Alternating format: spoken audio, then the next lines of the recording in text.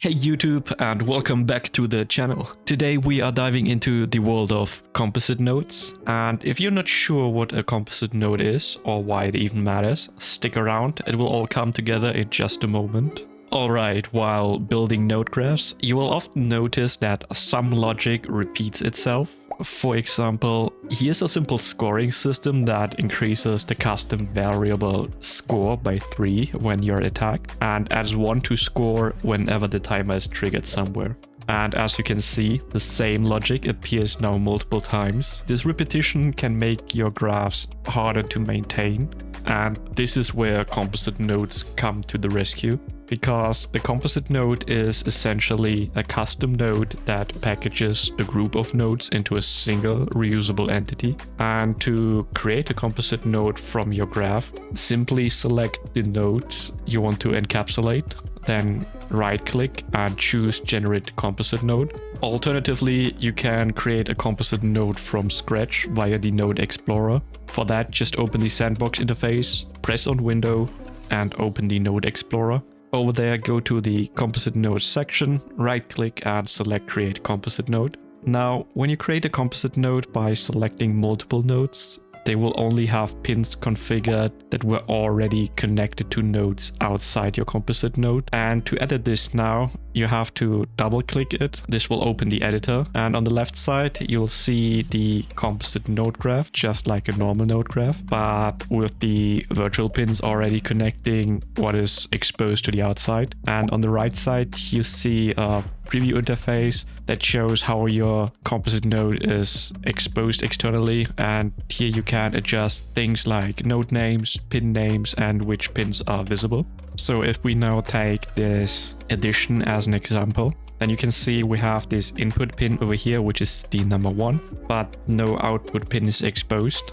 And all you have to do to expose the output pin is just right-click it and set as composite node pin. And now you can see what the finished node would look like. We have one input pin and one output pin. So create a composite node for, in this case, is not really a good name. So what you can do is double-click over here and give it a proper name. For example, add score. And now this is what the node is called. So one huge advantage of composite nodes is that you can merge pins together. For example, in set custom variable and get custom variable, both require a target entity, but since both target entities are the same, you can just go and right click over here and press on merge pins. And now what we can do is merge these together. And now you can see both pins have the number 1 as well. And that means whatever we input in here later in our node graph will go to both of these pins. And if you want to change the variable later, for example, the score variable, since we hard-coded it over here, no pins were exposed, but we can just right-click on that pin and set as composite node pin. And now we have that input field over here. So let's do that for both. And since both variable names are the same, we can go and merge these again. Keep in mind that if you expose new pins that were already set, the value will get lost. But what you can do is when you press on a pin on the right side inspector, first off, you can change what it is called. For example, I can just call it variable to shorten it, but let's keep variable name as it is clearer. But what you can also do is add a hint. And what this does is it will display a hint text for you to later figure out what is actually supposed to be in there. And another thing we now need to expose is whatever is getting added. So we add this one as a composite node pin as well. And as you can see, this pin doesn't really have a name since it is part of this addition node. So we will give it a name over here, which will be the value that we want to add to the score. Don't forget to save. So, and now we have this add score composite node. Don't forget to set the variable name to score and the value back to 3. And now what we can do is remove all of this, right click and look for our add score composite node because it is now listed in here. And then we can reapply this. We'll have the same name as here and we have the value over here. And that's pretty much everything you need to know about composite nodes. But as a bonus, I've put together a few examples of commonly used composite nodes that you can also check out on the resource center if you want to download them.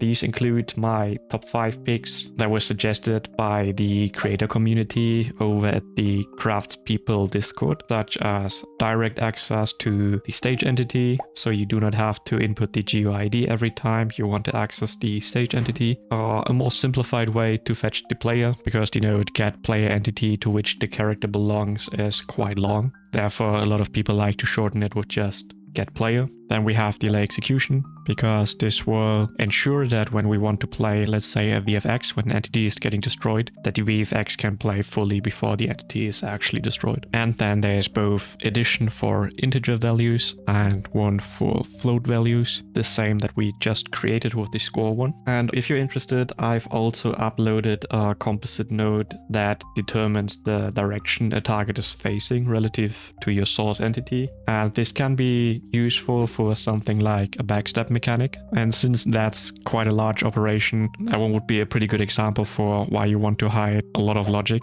inside a composite node. And yeah, that's it. If you found this tutorial helpful, don't forget to like and subscribe. Thanks for watching, and I'll see you in the next video.